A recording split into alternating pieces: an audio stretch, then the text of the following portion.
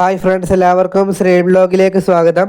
അപ്പോൾ ഫ്രണ്ട്സ്, ഇനിയിപ്പോൾ ഇങ്ങനെ വീഡിയോ വേണ്ടി നിങ്ങളുടെ മുന്നിലോട്ട് വന്നിരിക്കുന്നത് 3 ജില്ലയിലെ വിദ്യാഭ്യാസ സ്ഥാപനങ്ങൾക്ക് ഇന്ന് 2026 ജൂൺ 9-ാം തീയതി ചൊവ്വാഴ്ച അവധി പ്രഖ്യാപിച്ചിട്ടുണ്ട്.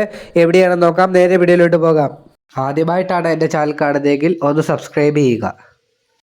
ഇന്ന് 2026 ജൂൺ 9-ാം തീയതി ചൊവ്വാഴ്ച കോഴിക്കോട്, കണ്ണൂർ, കാസർഗോഡ് എന്നീ 3 ജില്ലകളിലാണ് ഇന്ന് അവധി പ്രഖ്യാപിച്ചിരിക്കുന്നത്.